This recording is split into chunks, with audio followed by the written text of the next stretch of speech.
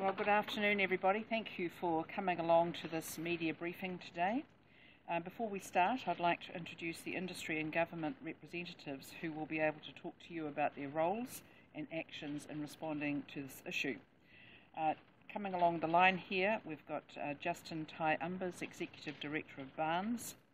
We have Andrew Littlewood, Chief Executive of Auckland Airport. We have Andrew McNaught, the Fuel Industry Spokesman. And Dean Kimpton, who is the Chief Operating Officer for Auckland Council, and Peter Mersey, who is the Chief Executive of the Ministry of Transport.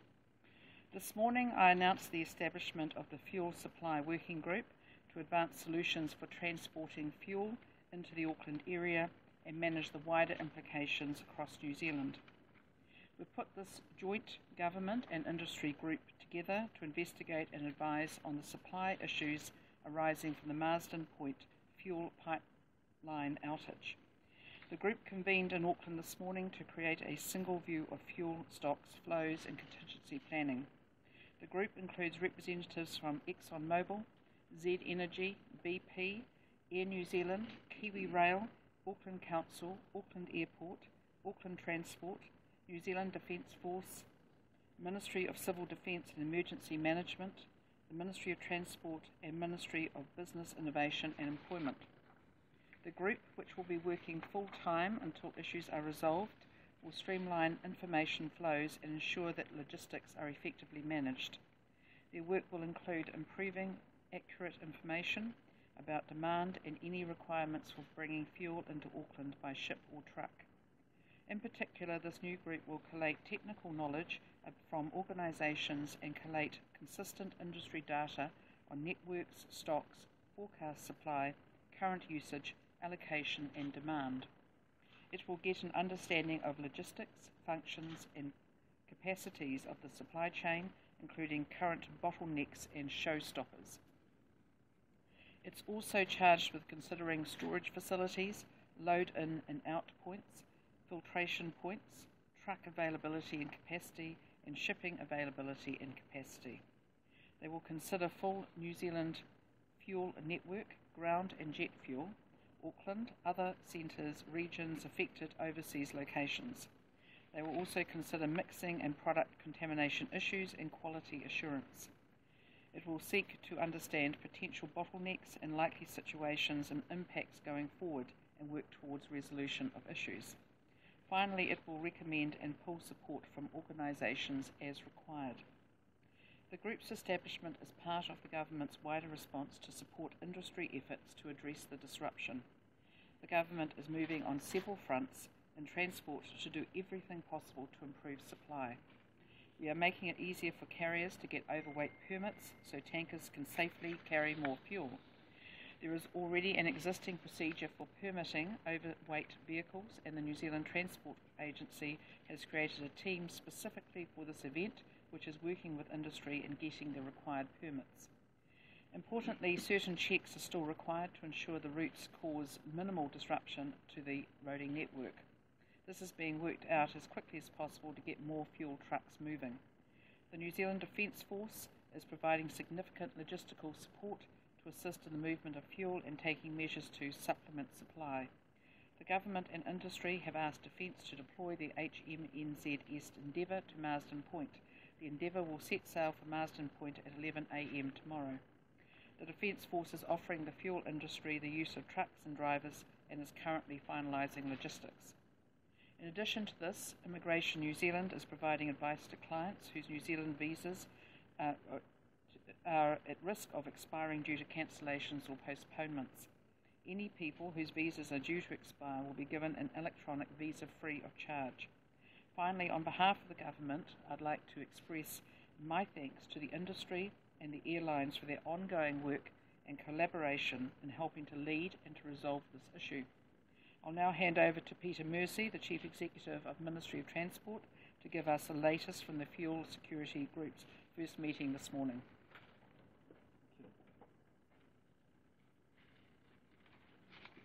Thank you, Minister. Good afternoon, everyone. So the group met this morning at 8:30 for the first time, and its intent is to ensure that there is a truly coherent and coordinated approach to the events that we're facing.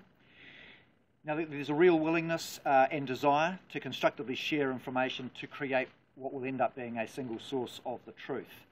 Now, this is really important because it's not just good enough to understand what each of the various parties are doing, but to understand the assumptions that underpin those strategies to ensure that there is a consistency of those assumptions. We're looking to identify, as the Minister has said, clarity over the stocks and flows around both ground fuel around Auckland, but also around jet fuel for Auckland Airport, but also for the other main airports in New Zealand and the provincial airports, because they are being drawn on to support the reduction in fuel availability in Auckland. And we're also mindful of the fact that Pacific Islands and Australian airports are also being used to uptake additional fuel, and so we'll be very mindful in a holistic sense about how long that can continue for and what the strategies are to mitigate those. There are a lot of moving parts in here, which is why this is quite hard to and reinforces the importance of bringing it all together. Another area is that we will be ensuring that there is coordination looking at contingency options. So those are already talked about. That's the possibility of using Wynyard Wharf as a source of bunkering in jet fuel or trucking it from Marsden Point. So it's understanding, it's both coordinating that, making sure it's well coordinated, but also understanding that there are a range of parties that will need to come together to make that sort of thing work. So at the meeting this morning, there were some conversations about if trucks are able to come from Marsden to the airport, how will we ensure that they get the best and fastest passage through the whole of that length? And that could include everything from phasing of traffic lights right through to putting roadworks on hold to ensure that they get a straight run. Another area that we'll be looking at will be understanding what happens once the refinery pipe comes back online. The pipe provides all fuel, so jet fuel, diesel and petrol. And we need to understand what the refinery is able to do or will be doing once that pipe comes on stream, to understand both how fast the reserves will build at Auckland Airport, and also understand the impact, if that's the case, on the ground fuel supply in and around Auckland. I'll just stress that we have no concerns around the ground fuel supplies in Auckland. They're being well supported. It's just a case of ensuring that we understand what will happen, because there will inevitably need to be a transition from where we are currently, which is airlines being asked to manage at 30% of their normal uptake, As fuel becomes available, it won't all happen at once. There is a transition period. We're just needing to work out what that will look like so that we can inform people of that. The Minister mentioned some of the things that are already happening. HMNZS Endeavour has been tasked. We've also got some NZDF drivers being trained as we speak on the loading and unloading for these particular vehicles to ensure that the trucks can run on a 24-hour system. I'll also, unfortunately, we don't have a refinery representative here, so I'll also just give you a brief update. This was from 9:30 this morning on progress with the pipe. So they have stopped, that's probably not the technical term, but they have stopped one end of the pipe and are in the process of stopping the other end of the pipe. Once those two ends are stopped, they're then in a position to cut the pipe. They are currently running to schedule, give or take a few hours. So what that means is, at the moment, the window that they've given us for getting the pipe up and running and providing fuel through the pipe is still the same as it was, sometime between Sunday and Tuesday. Obviously, as time goes on, we hope that that window will close and we get a clearer sense. But at the same time, as we all know, this is a fairly tricky operation and things can go wrong. So as part of the work that this group is doing, we will also be considering what happens if, for some unknown reason, the pipe isn't able to provide the sort of flow in the timeframes that we're currently expecting, and what would be our response, or what would we have to do in that world. But at this stage, it's good news. They are currently on track to deliver within that window. As you have seen from the run sheet, I'm now going to invite the industry representatives to update you, and then after that, we're happy to take questions. So the first I'll ask is Justin Taihumbas, who is from the Board of Airline Representatives.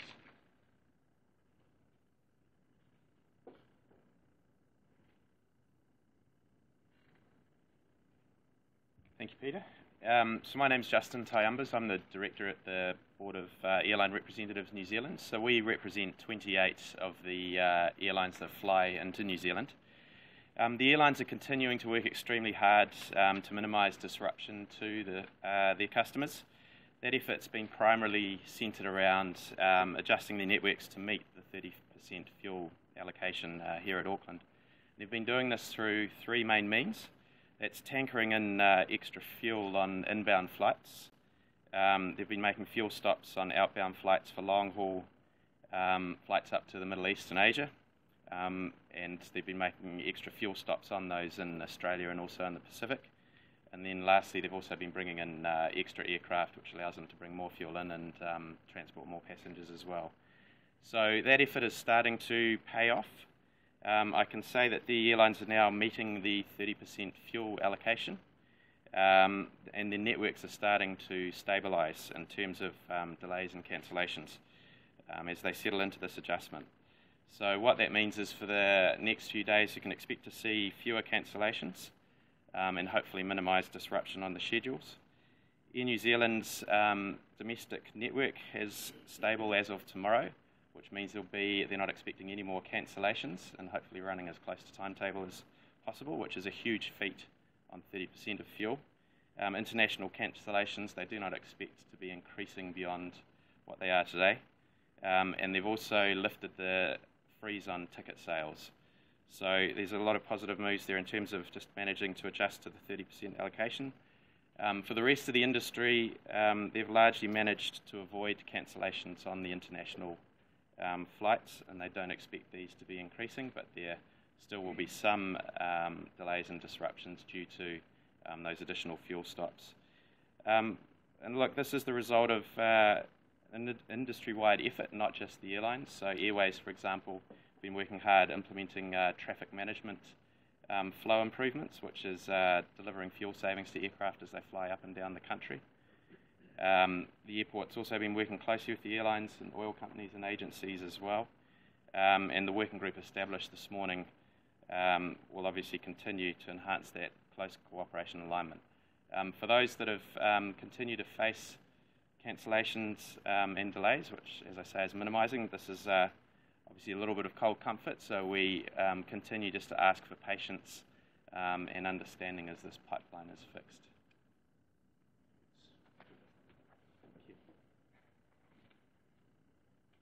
Thanks, Justin. I'll invite Andrew McNaught, Mobile New Zealand Country Manager, to give a perspective from the fuel companies. Thank you. Good afternoon, everybody. My name is Andrew McNaught. I'm the fuel industry spokesperson.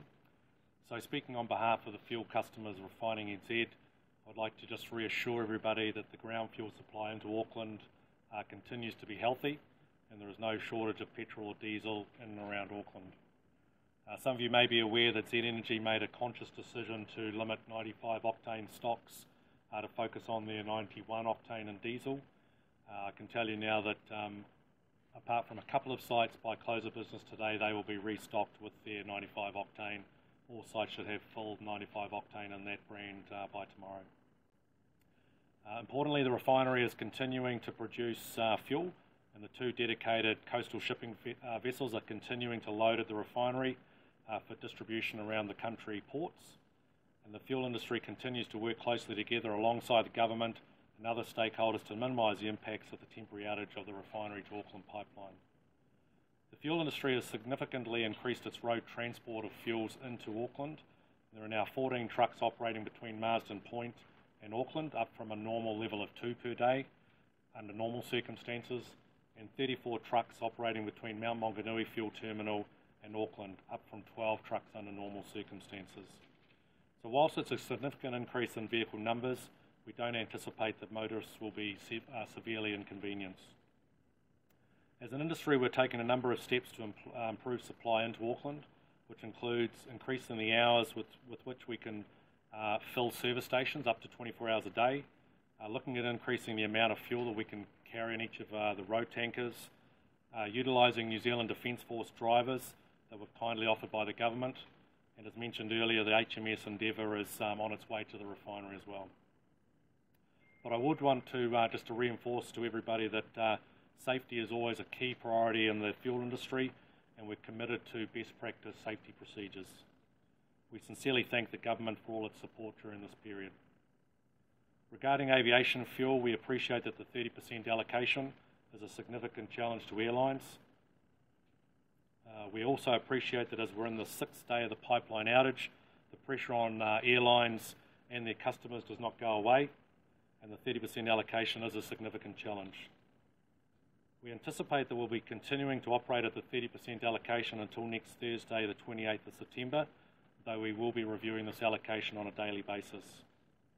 With respect to trucking jet fuel from Marsden Point, we are grateful for the work that Refining NZ has undertaken to put a TLF or truck lifting facility in place there, which should allow us to pick up jet fuel from the refinery. We have a road tanker ready to test this supply point this afternoon, and we'll then be able to assess our options for trucking fuel from the refinery directly into Auckland International Airport. We're investigating the possibility of converting chemical tanks at Wynyard Wharf for aviation fuel distribution, trucking into the airport. And again, while we can't control what has happened on the pipeline, we very much appreciate the way our airline customers and Auckland International Airport are managing this issue. And again, we are very grateful for the support of government and appreciate the way that our airline customers in Auckland International Airport are managing this issue. Thank you. Thank you, Andrew. I'd now like to invite Adrian Littlewood, the CE of Auckland Airport, to provide an update.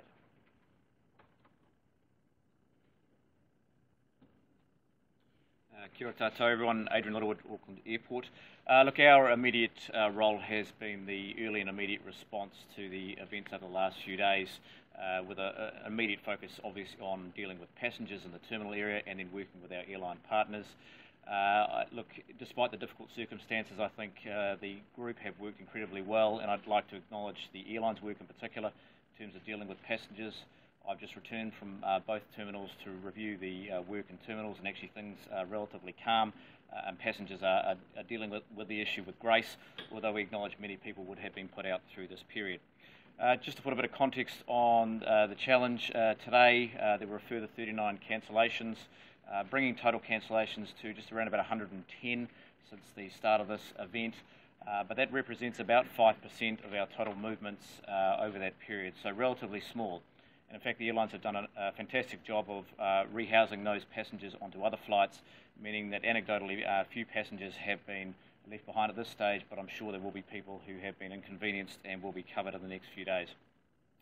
Our focus at the moment is supporting the industry to coordinate its response efforts on the ground, ensuring that the fuel companies can do the work they need to do with their partners to get fuel to the airport, and supporting the government and their response group with facilities and services here. So we look forward to continuing to support the response, and I guess our focus will shift shortly to the growth that will return once the event is over as we lead into the school holiday period. Thank you. Thank you, Adrian. Now I'd like to invite Dean Kimpton, the Chief Operating Officer from Auckland Council.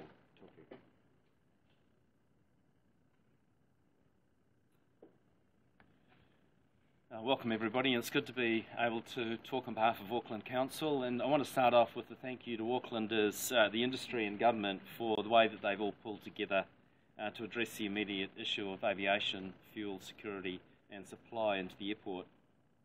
I can confirm that Auckland Council and its council-controlled organisations are also working very closely with those same groups to assist in resolving issues related to that pipeline rupture. Areas that we typically would work in include dealing with resource consent issues around fuel supply into petrol stations or bulk storage facilities, transport and traffic management issues, and including access to Wynyard Wharf. We've looked at options like fuel barging into Auckland, and of course we have a key role around civil defence and emergency management and utility lifelines coordination. I'm heartened to hear today that supply of land transport fuels remains secure, so thank you very much. That's of great interest to all Aucklanders, I am sure. However, we would like to assure Aucklanders that in the event, and we always need to plan for contingency, that in the event that there is an issue, we are prepared to respond and we have contingency plans in place. Just touching on a couple of specific items, petrol stations, truck stops, fuel storage. Like I've said, we will support 24-hour access into those locations by truck. And we do want to thank Aucklanders in advance. We recognise there may be some disruption to what's otherwise a normal traffic pattern. And we just ask for the patience and the good grace that's been referred to already in support of that. And alongside Auckland Transport, New Zealand Transport Agency, we're ready also to respond to the safe and efficient travel of those vehicles. We've got routes established between each of Marsden and Mount Maunganui into Auckland, and at the time that we need to, we'll ensure that we address any traffic incidents or roadworks to ensure safe and efficient passage. In regards to Wynyard Wharf, Panuku Development Auckland is responsible for that location and the leases, and they're working closely with Stolthaven and the fuel industry to ensure that they've dealt with safety issues with respect to those tanks. Our focus is on public safety and the safe transport of fuel from that location into the network. And so once we get the green light, if that's to occur, then we're in a position to respond and ensure that everybody works well together. I just want to touch on a brief note in regards to our own organisation, and the question is, how do you respond as an organisation in a time like this? So I've requested that staff review their own air travel. If the fuel usage is 30%, then I think that we should be leading and responding in like kind to ensure we've got a reduction to support the initiative of the airlines at a time when things are tight. And we would do the same if there were any other changes in terms of fuel supply or usage as a result of this situation. So, in any case, thank you very much, everybody, and I'll hand back to Peter. Thank you, Dean. Now, we're happy to take questions. What I'd ask of the panel is, if you get asked a question, if you come up and respond here so the response can be captured on the microphone. So, any first question? Any questions? It's all as clear as mud.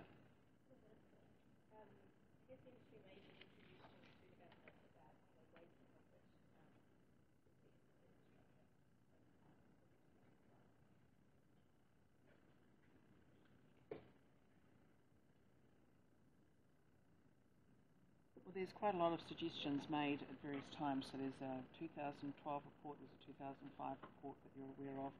I can't tell you specifically about any particular parts because I've got to say I've absolutely totally focused on this issue at the moment.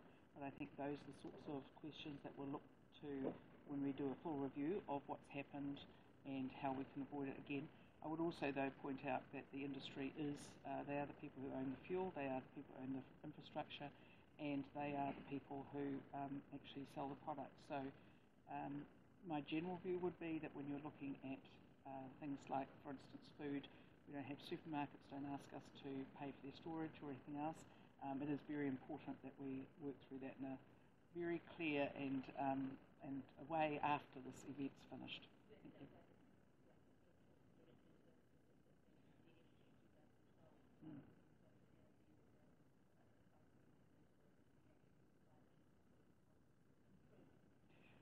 Well, the thing is that I'm sure you're aware that there is, in my opinion, quite significant margins on the price of fuel anyway. The thing is that the industry is a very capable industry, and as you can see by the way that they've responded to this situation. So I'm always talking to the industry. They all have my phone number, and they use it.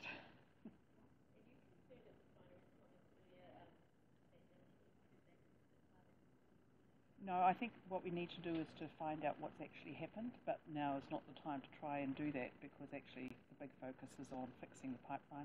I think what we do know is that there has been some damage of some sort, or there's been a failure of infrastructure of some sort. So I just think we need to wait till we've actually got the facts, and I understand that there have been insurance assessors and engineers all over this, and I'm sure that they'll be much better able to deal with it once we've got the facts and got through this particular stage. Minister, we're now 7 days into what might be a 14-day event. Is this a little bit late, this event?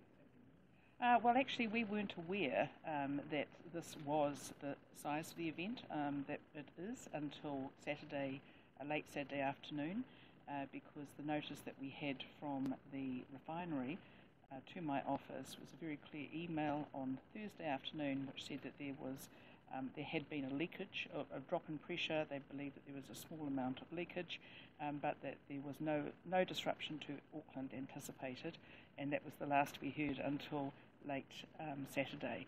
So 4 days late Saturday. Well, it actually takes quite a lot. If you think about the fact that we have now got a situation where we have a 5% drop in flights in terms of people movements, but we've also got land fuel absolutely. We're actually got well on top of that, and I actually think it's been a tremendous response from the industry, the airlines, the council, government. I actually think it's been a great response to deal with a very difficult situation.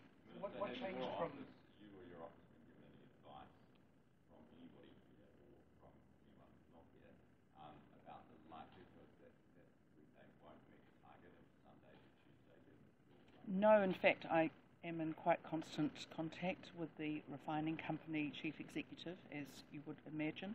And the last report I got last night, and then there's the report this morning, is pretty clear that they're still very buoyant about the idea of having the pipeline fixed, remedied between Sunday, lunchtime around midday, and Tuesday.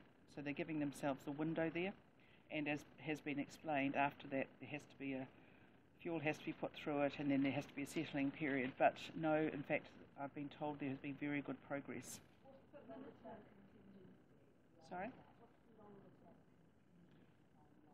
Well, I think that's a really good point. The fact is that that's one of the reasons that we've got the group together, is to make sure that we are prepared in case there is any problem with that. But also the other issue is longer term.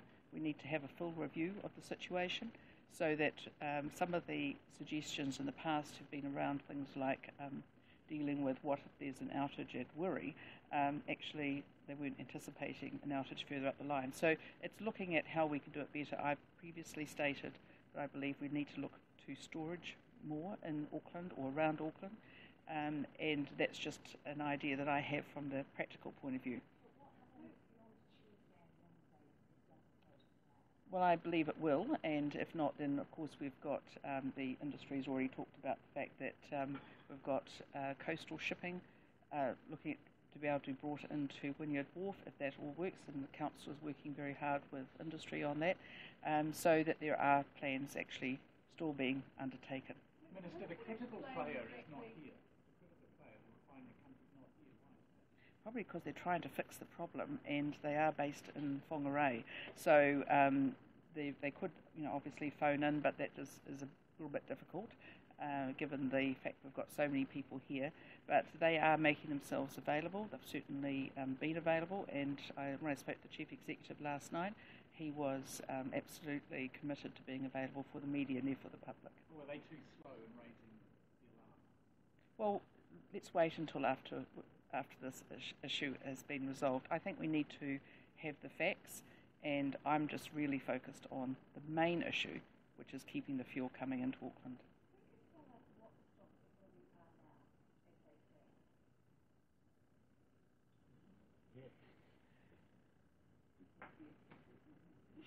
So I can't claim to be an expert, but I can give you some context on storage and stock around the airport precinct. So combined with on airport and at Wiri, there is about 12 days normal standard usage of aviation fuel. When the event happened, there was about 8 days available because there was a load of fuel that was on the pipeline on the way down. And that's obviously what the industry has been working with at the moment. So there's sufficient storage, and there has been using that available 8 days standard use with rationing applied to it. Well, I think that's best applied to the fuel companies to answer that question, actually.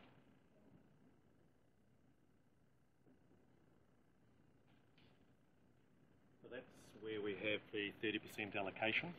So as Adrian said, you've got the 8 days normal stock cover, you've got a 30% allocation in there, so you extrapolate that out. So the 8 days becomes a lot bigger than the 8 days up to sort of 20 odd days. So this is about managing demand, working with the airline industry to make sure that they meet their 30% allocation, that they're lifting from other ports, whether that be domestic or international, keeping that allocation at 30% so we can maintain the necessary stock levels as we plan ahead.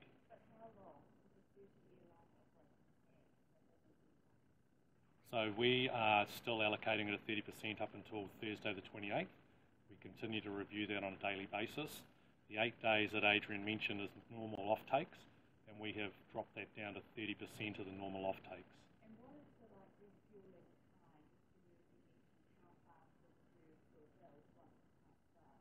So how long does that take? Will it run at 20-minute run? No, so there's as the Minister said, there's a 30-hour settling period, and then after that we slowly build it up. So I'm not that's the pipeline piece is really for the refinery to answer because they own the pipeline, and then when it hits the Juhai, then the Juhai operator is really the best person to answer that. So, but there will be the full capacity will be a number of days, if not weeks away.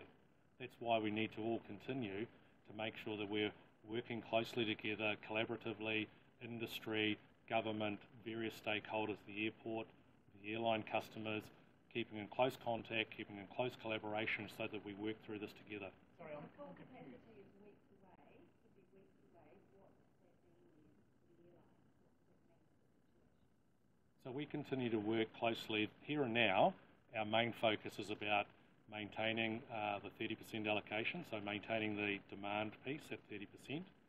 The airlines are lifting from other ports, whether that be domestic or international, and then we are looking at other alternatives to bring supply into the airport, the jet loading facility at Marsden Point, and we're also looking at potentially getting a barge down to Wynyard Wharf.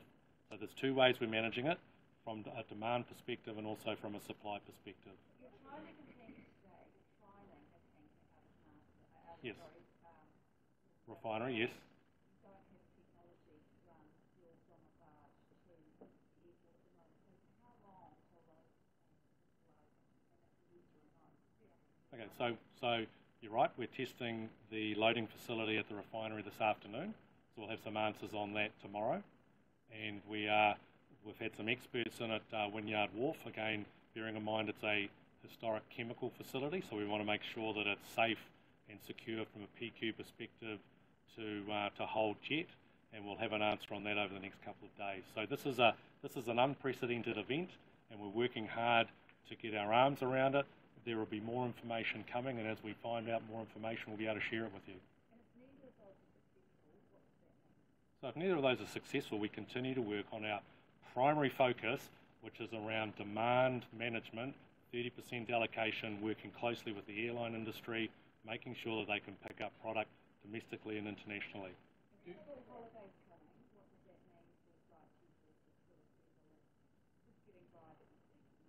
Yeah, so the school holidays are approaching, and we need to make sure that that is something that is front of mind.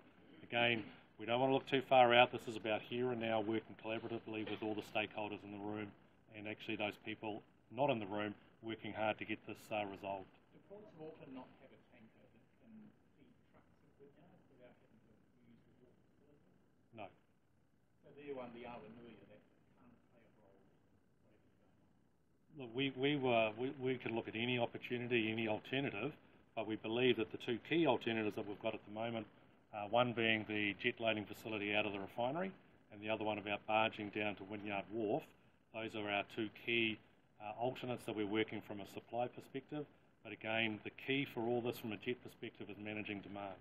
So given that it's a few weeks away before you know, or given that it could be weeks before you get the pipe pickup capacity, how have you given the next Thursday the date that the airlines can stop the 30% allocation?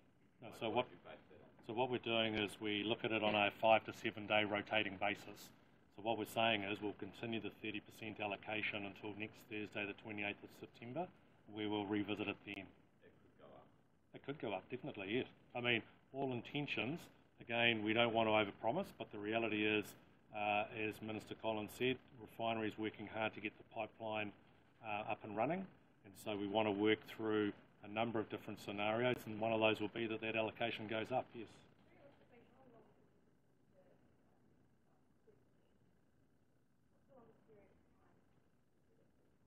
So we've got 8 days stock at the moment under normal lifting perspective. So if you extrapolate that out on a 30% basis, then you're looking at 20 odd days. But again, our focus is around working those two solutions from a supply perspective and continuing to work with our airline customers around the 30% allocation. Sorry, I'm not clear about the timing. So Thursday 28th, it may start to move up from 30%, is that what you're saying? Yeah, so we are committed to the 30% allocation until the 28th of September, and that's to give our airline customers certainty from a planning perspective. We want to make sure it's a clear message that we're giving them. Over that time, we will be able to hopefully build up some stocks, and then we can look at 28th of September, upping that allocation. But from a communication standpoint, from a certainty standpoint with our customers, we are working with them on a 30% allocation basis. And the period to get from Thursday 28th business as usual, how long? I couldn't tell you how long that is. We're working through that process. Our key focus at the moment is continuing to work with our customers on that 30% allocation basis. But is that what you're talking weeks, could be weeks from Thursday 28th? There will be a ramp-up period from Thursday 28th up until we are back at 100%. I don't have that exact number with me, so that is something that we are working closely with all our partners and stakeholders. Is the ramp-up period contingent, though, on tanker option and the being able to get fuel off at Wynyard? Is it contingent on that? Those two supply-driven options are very much complementary to the demand management. The key from our perspective is getting the pipeline fixed and getting that jet coming down the pipeline. I mean, to give you an example, an A380 holds about 250,000 litres of jet fuel. A tanker holds about 35,000 litres. So these are contributing to resupplying the airport, but the key is to get that pipeline up and running, which is why the refinery is working hard to get the pipeline fixed, to get the pressurised, to get the jet into the dew high, and then to release it to the customers. Just while you're there, how does the chain of responsibility work? Do the airlines go you initially as their supplier, and then you go somebody else further up the chain once this is sorted out? That's a good question that I don't have an answer for in terms of the chain of custody. What I can tell you is from a jet perspective, because it is a very high octane and very important product, every time there is a custody transfer, there needs to be some additional testing done. It's a product that we want to make sure is 100% on spec before we put it into an aircraft. No, I meant in terms of who pays whose bills. The airlines are going to have a cost. Who are they going to take that cost? Cost is not our concern at the moment. Our concern at the moment is getting supply back into Auckland Airport. That is our key focus.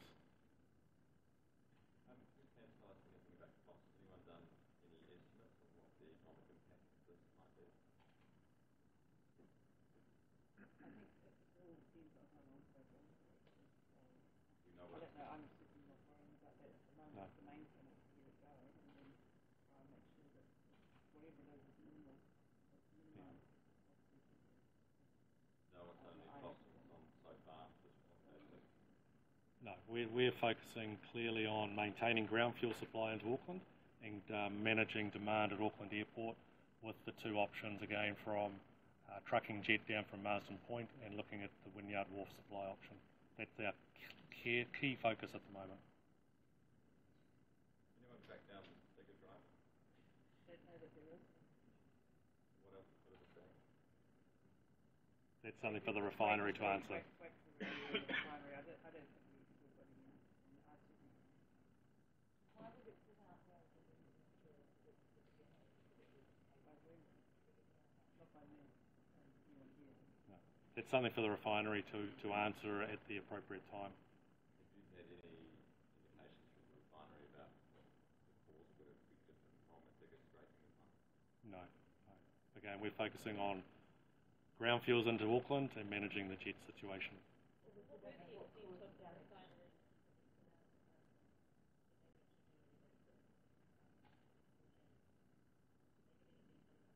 Not that I'm aware of. Again, that's a comment that the refinery needs to address.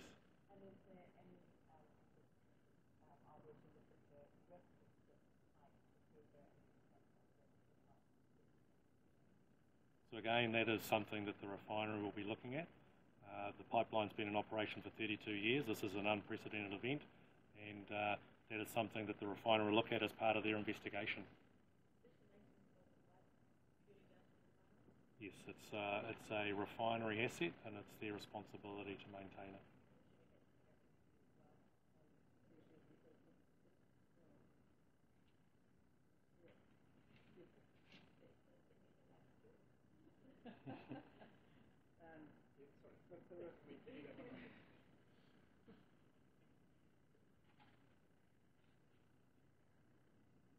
The refinery is owned by some very significant people, and I think they have responsibilities to the maintenance of their own assets, and obviously these are issues that will be looked at in any review. I think there will be a number of reviews after this, and also investigations, and I think, without sounding dramatic about it, I think it will be quite thorough. Can I just ask, while you're there, Sorry? Well, I'm sure that it depends if I'm still the Minister of Energy, obviously, and Resources. I would expect that everybody will want to obviously find out what's happened, exactly what's happened, because at the moment that's still very unclear. And as I say, the refinery has been very focused on getting the pipe fixed, which I think they should be. But in terms of assurances, I think there's going to be quite a lot of assurances requested. I don't want to make them up on the today, because I think that's something we need to look at very carefully. what happened in the past 3 days? On Monday morning, your colleague, the Minister of Tourism, said it was a matter for a couple of private companies. And here, 3 days later, we've got the 12-member working panel and a lineup of everybody. Well, I think my colleague is correct in that this is an asset owned by private companies, but also as part of that, and she has also acknowledged this is very much something that the government is involved in, because we can help to make this better in terms of things like regulations, which Peter Mercy's already talked about, Ministry of Transport. We can look at Defence Force assets, any assets, and I've made it very plain to the industry on numerous occasions in the last few days that if they need any help that they believe we can help with, that we are there to help. And certainly the Auckland Council has been very good around things like transport issues in Auckland. That's the sort of role that we can have. But it's a very important part of for New Zealand, but also for the rest of in particular around Auckland.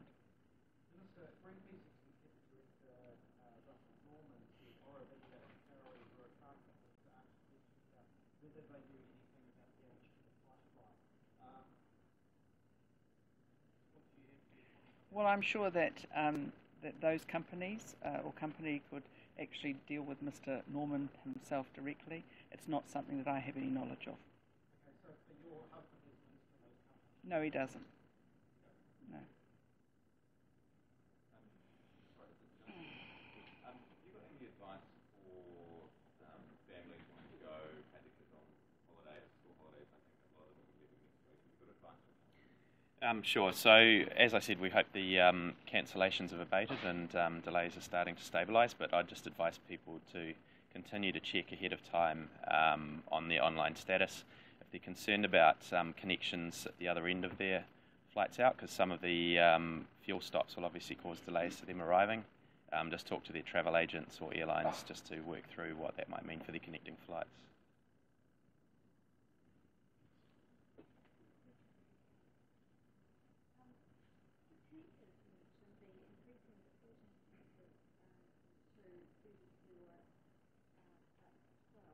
Yes. Is that for a variety of fuels or is that just for aviation? No, those are for the different ground fuels that we're bringing in from Mount Maunganui and bringing down from the refinery. So these aren't new trucks, these are trucks that are being redeployed from other areas.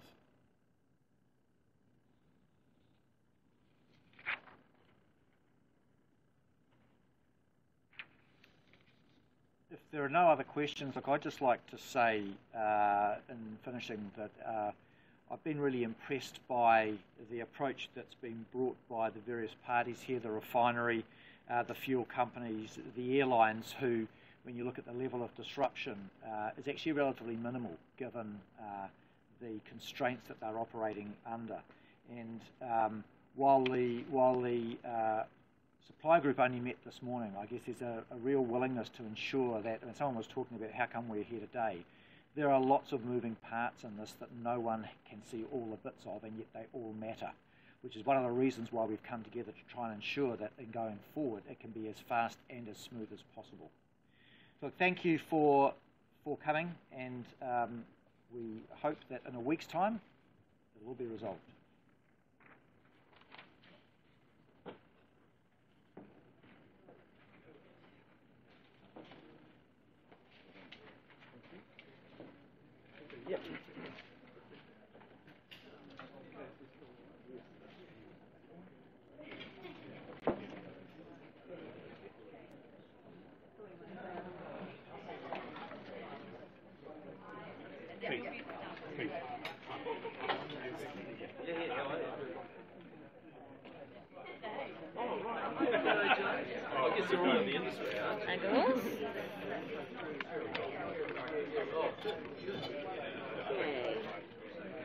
Oh, yeah, that was good. I got the bit, yes.